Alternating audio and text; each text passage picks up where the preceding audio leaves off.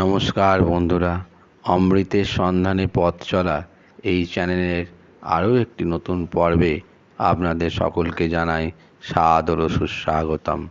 কেমন আছেন বন্ধুরা? আশা করি ঠাকুর এবং মায়ের কৃপায় সকলে খুব ভালো আছেন, সুস্থ আছেন। ব্রাহ্ম সমাজের প্রার্থনা পদ্ধতি ও ঈশ্বরের ঐশ্বর্য বর্ণনা এই প্রসঙ্গে বলতে গিয়ে শিবনাথাদির প্রতি তাকিয়ে শ্রীরামকৃষ্ণ ঠাকুর বলছেন, হ্যাঁ গা, তোমরা ঈশ্বরের ঐশ্বর্য অত বর্ণনা করো কেন? আমি কেশব সেনকে ওই কথা বলেছিলাম।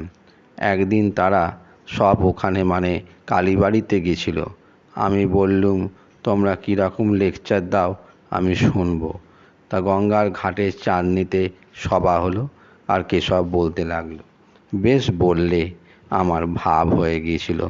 পরে কেশবকে আমি বললুম, তুমি ওগুলো কেন এত বলো? হে ঈশ্বর, তুমি কি সুন্দর ফুল করিয়াছ, তুমি আকাশ করিয়াছ, তুমি তারা করিয়াছ, তুমি সমুদ্র করিয়াছ। এই সব যারা নিজে ঐশ্বর্য ভালোবাসে তারা ঈশ্বরের ঐশ্বর্য বর্ণনা করতে ভালোবাসে। যখন রাধাকান্তের গয়না চুরি গেল, রাসমণির জামাই সেজবাবু রাধাকান্তের মন্দিরে গিয়ে ঠাকুরকে বলতে লাগলো, ছি ঠাকুর, তুমি তোমার গয়না রক্ষা করতে পারলে না। আমি সেজবাবুকে বললাম, ও তোমার কি বুদ্ধি! স্বয়ং লক্ষ্মী যার দাসী পদসেবা করেন, তার কি ঐশ্বর্যের অভাব? এ গয়না তোমার পক্ষেই ভারী একটা জিনিস, কিন্তু ঈশ্বরের পক্ষে কতকগুলো মাটির ঢেলা। ছি, অমন হীন বুদ্ধির কথা বলতে নাই। কি ঐশ্বর্য তুমি তাকে দিতে পারো? তাই বলি, যাকে নিয়ে আনন্দ হয় তাকেই লোকে চায়। তার বাড়ি কোথায়, কখানা বাড়ি, কখানা বাগান, কত ধন জন, দাস দাসী, এ খবরে কাজ কি? নরেন্দ্রনাথকে যখন দেখি তখন আমি সব ভুলে যাই।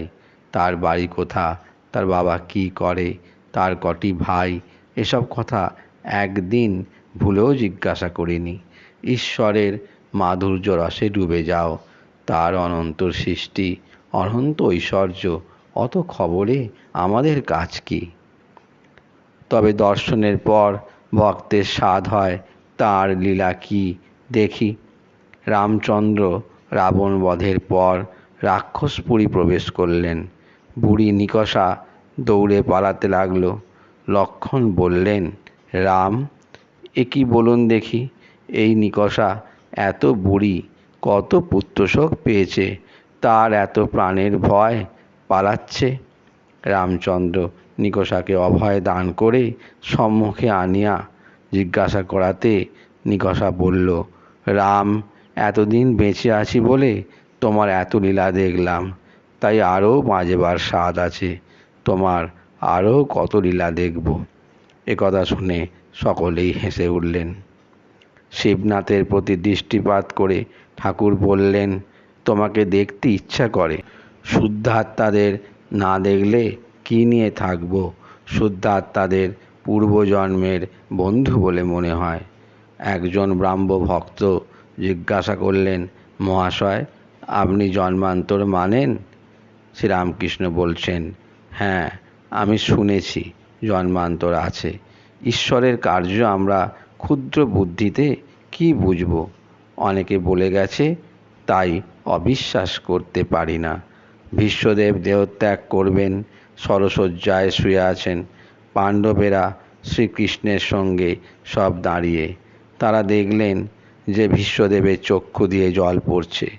অর্জুন শ্রীকৃষ্ণকে বললেন, ভাই, কি আশ্চর্য!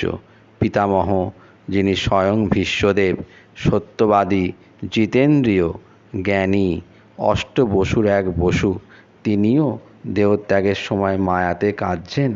শ্রীকৃষ্ণ ভীষ্মদেবকে কথা বলাতে তিনি বললেন, কৃষ্ণ, তুমি বেশ জানো আমি সেজন্য কাঁদছি না, যখন ভাবছি যে পাণ্ডবদের স্বয়ং ভগবান নিজে সারথি, তাদেরও দুঃখ বিপদের শেষ নাই, তখন এই মনে করে কাঁদছি যে ভগবানের কার্য কিছুই বুঝতে পারলাম না। আজ তবে এইটুকুই থাক বন্ধুরা। এই চ্যানেলের আগামী কোনো একটি নতুন পর্বে আবার আপনাদের সঙ্গে কথা হবে।